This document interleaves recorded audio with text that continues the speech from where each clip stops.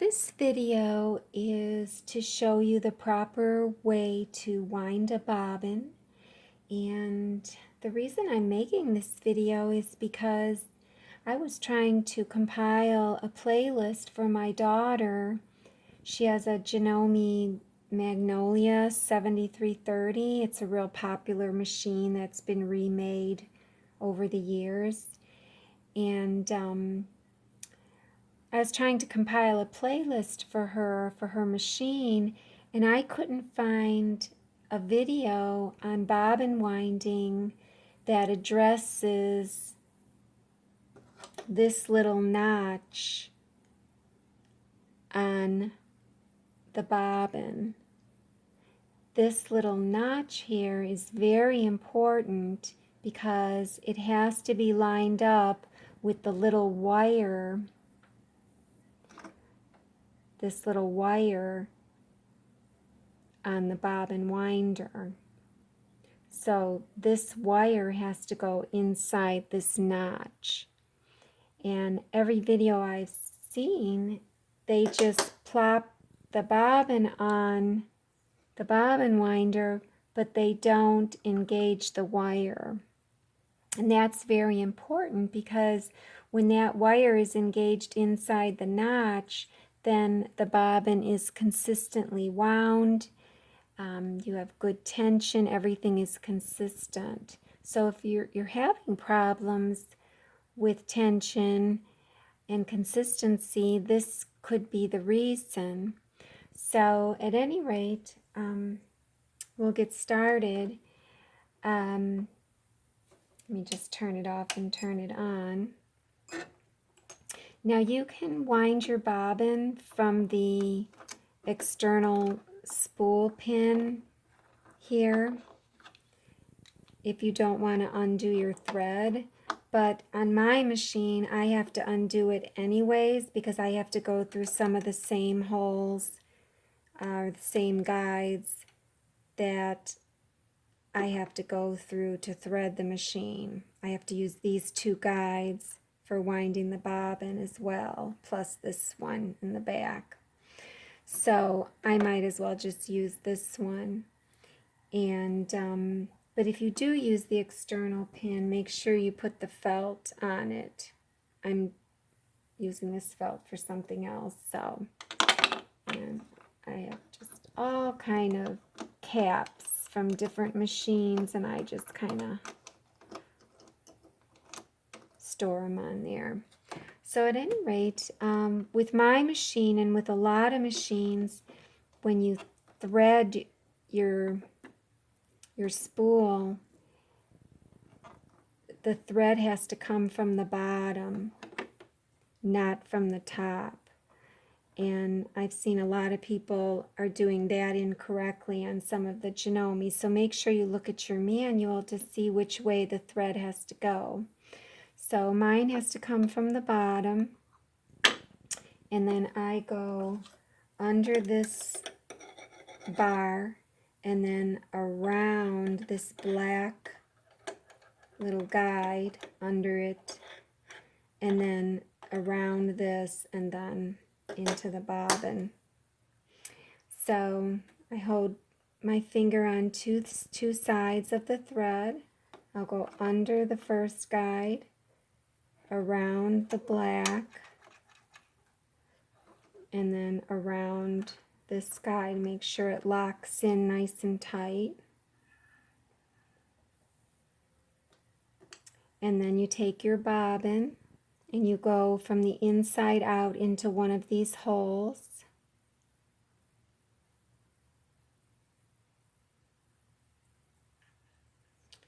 And then you can just plop it on any old way, but then you have to make sure that you hold the bar, because you can see this wire is not engaged. It's pushed in. If it were engaged in that notch, the wire would be sticking out because it would be in the notch. So it's not engaged. So if you do just plop your bobbin on, hold the bar with one finger, and then with the other finger dial it around.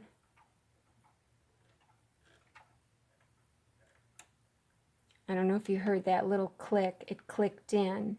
So now the wire is sticking out. So it's clicked into the notch right here. So now I'm just going to dial it back so that this hole is facing the thread. So now you can push it in, and my machine shows that I'm engaged the bobbin winder so my needle won't go up or anything. And I can use the button down at the bottom of the machine here, not at the bottom, but like right here there's a start button. I can use that if I undid the foot pedal over here. If I took this out, my foot pedal is in, my cable is attached to the machine, so I'm going to use my foot pedal. You want to hold this loosely until it gets wound around a few seconds. And I have the speed on medium because you don't really want to heat up your thread. If you heat up your thread, you could stretch it. So, and going too fast will heat up the thread. So we don't want to do that. So I have it on medium speed, and I'll just hold it kind of gently.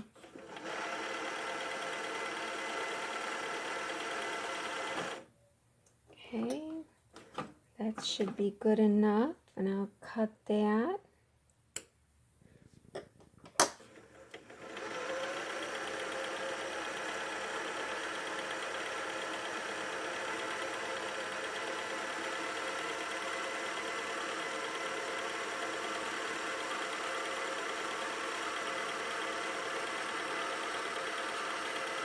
The other thing I've noticed is a lot of people are using the wrong size spool cap for their spool of thread. The cap should always be slightly bigger than your spool of thread so that the thread can come off of the spool freely, not get caught on that slit, the slit where you hook the thread into when you're all done using it. Okay, so it's stopped on its own. Then you can push it out and pull it up. All right, so that's how you wind your bobbin. And then for most machines, it tells you how to load it. My bobbin has to make a P. Here's the part of the circular part of the P, and then the thread is on the left, and that's how it has to be put in. And you always have to make sure that when you do put it in, with this coming from the bottom, making a P, there's a little guide here, and you can see an arrow. You have to take your string and feed it under that guide until it clicks in to this empty space. And then you can, I just let it hang off to the upper left corner and put this back in, and it's fine. When I feed my thread, I start out with the presser foot up because that opens up these tension discs here. These are tension discs that you go through first, and with the foot up, the tension discs are open. So the presser foot has to be up, and on my machine, this light here, I don't know if you can see it, has to be bright.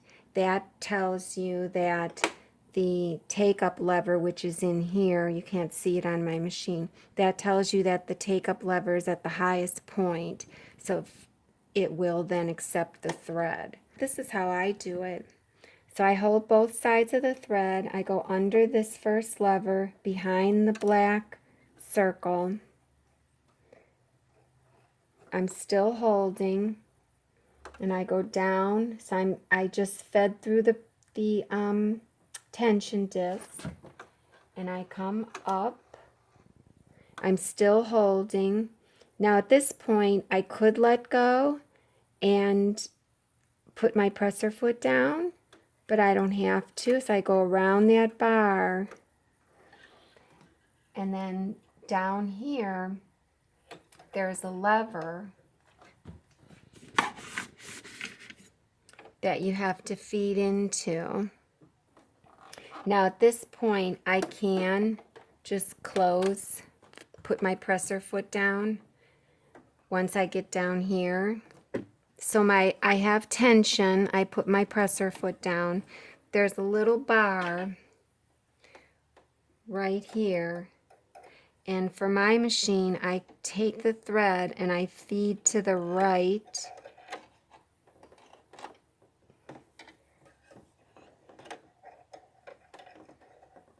And it clicks in, and it's behind this bar now. The thread is behind this bar. And then after that one, you have to go behind this little wire type bar right here by the needle. And then that's in. And then my needle threader is right here. And a lot of people say you have to have the presser foot down. I don't know if that's just the new machines or what, but my machine threads no matter if it's up or down. So I pull this down and hold it. I go under this first plastic, and then under this piece of plastic here, because that sets it up then for when I let go. You can see it kind of goes back. There's a little wire that it's got a tiny little hook on it. It comes through the eye of the needle and forward towards me, and it grabs that thread. So you can see that hook grabbed the thread. And a lot of people, their needle threader doesn't work because that little hook, it's real teeny tiny. It's like right there. A lot of times that's bent, and mine did bend once, but you just take a tweezer and bend it back. So then it's threaded. So then I lift the presser foot. Actually, you don't have to lift it yet. And then press needle up, needle down. Press it again to bring it up. And that pulled up the bobbin thread. So then, mine's awfully long. And then I lift my presser foot. I take both threads, feed them through the little slot in my presser foot, and bring them to the back. And put my fabric in. So that's that. Now the other thing I wanted to mention, I don't know if I did because I edited this video, but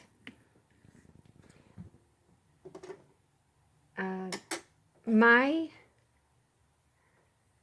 little tension guide for my bobbin winder, this is an old machine. This is like from 2007, and it's an Janome Memory Craft 4900 Quilter's Companion QC, and this has given me problems because this little bar right here kind of got too loose. The bar lost its tension, this little metal strip, and that's what gives the tension to this screw, is this bar. So I had to unscrew this all the way, take this bar, and instead of it being 90, instead of it being like a real 90, I had to bring it out so that it was putting a lot of pressure on the side. And so And then if your bobbin doesn't wind correctly, if it winds too much on top or too much on the bottom, you have to adjust this so that it's feeding level, top and bottom. Sometimes I think that this right here probably hits my thread at the beginning and could cause some issues, but then as the spool winds, it doesn't. And this is from a Brother machine. It barely fit. I had to put pliers in there to stretch it. But I decided, let me put my presser foot up. I'm just going to pull this out. I decided to put my Janome large cap on the back. It's kind of loose anyways. Because if I were to just use the thread without anything back here, I think one time my thread did get caught behind here, and that worried me. So now I keep this back here. Not this one, I keep the Janome one back there. And so my thread has something to lay on. Now, yeah, I guess I could use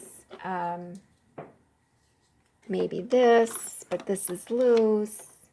I have all of my other thread caps. I guess I could use the medium one, but since I don't have another medium one, I lost my other Janome one. You know, then this wouldn't get in the way when I'm winding the bobbin, but it's not really big enough for this. So I kind of make do with what I have. And I do like this over here. It just gives me security.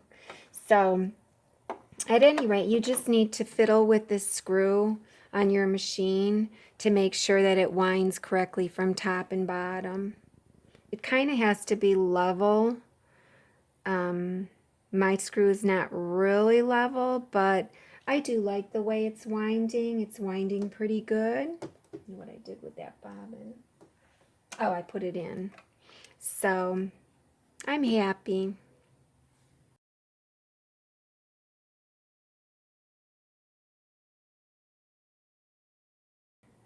So I just stopped the video because I noticed that my screen was still showing the bobbin winding icon, even though the bobbin winder was pushed to the left.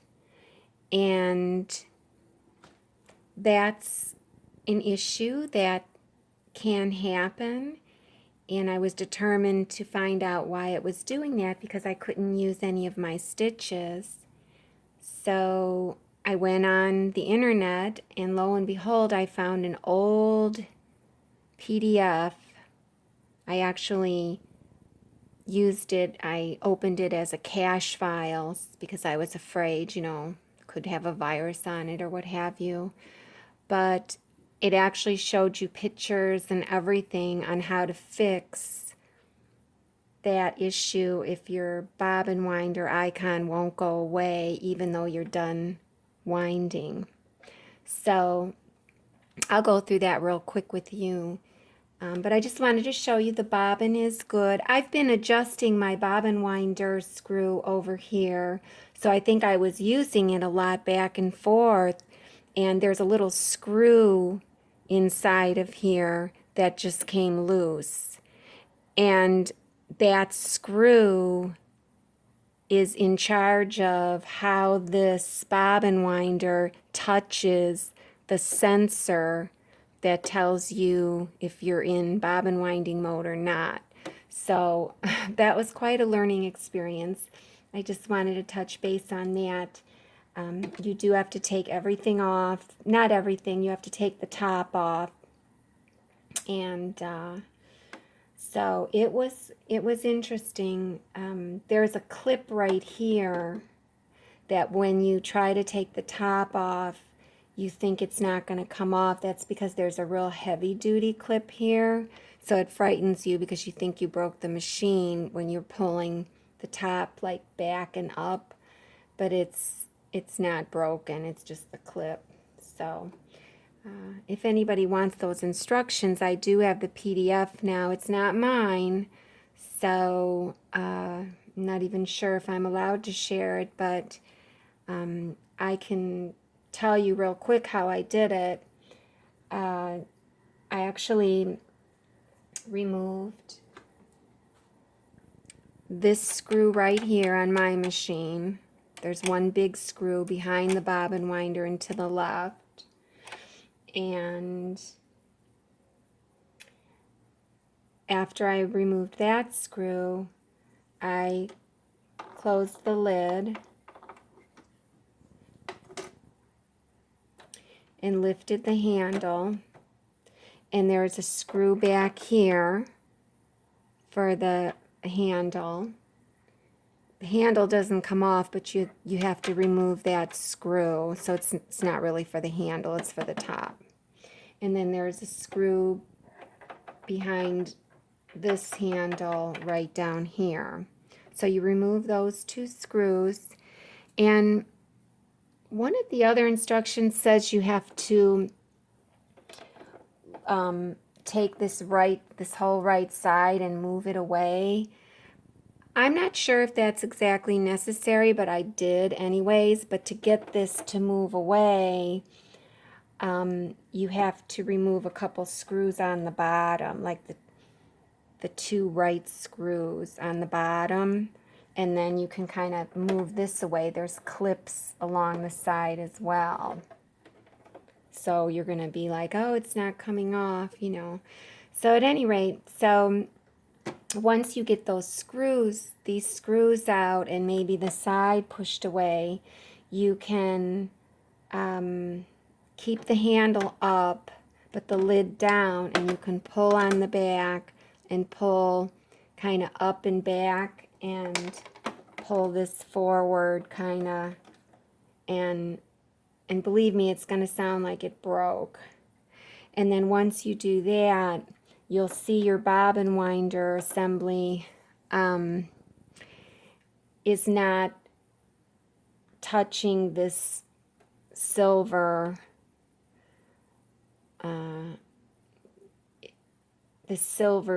piece of metal that's touching the sensor right here in front. And you'll see that it's loose.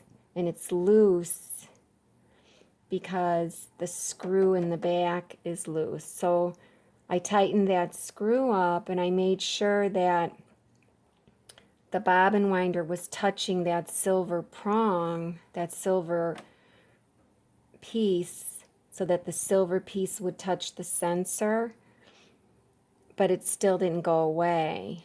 I turned it on and it was still on my screen, the bobbin winder icon. So they said you could go into the control panel and so on of the machine. You hold a couple buttons when you turn on the machine, but I decided to just wing it and just push the bobbin winder piece closer to that strip of metal, and then I tightened the screw, and then I turned on the machine, and lo and behold, the icon was gone. So that was it. It has to be pushed really close. When it's pushed really close to the metal bar, and that metal bar is really touching the sensor, it tells your machine it's off. The bobbin winder's off. And then when you push this to the right, the bobbin winder's on, because the bobbin winder mechanism isn't touching the sensor anymore. It's over here to the right. When you push it to the left, it comes and presses on it, and it turns it off. So I don't know if you noticed it on the video that I thought my bobbin winder icon was still on the screen because, oh, I just have to turn the machine off and on or what have you. Well, no, it was stuck. So at any rate, if anybody needs help with that, you can contact me on Facebook, Lisa We Quilt, is my name. And you can also contact me at wequiltstudio@gmail.com. My website is wequiltstudio.com.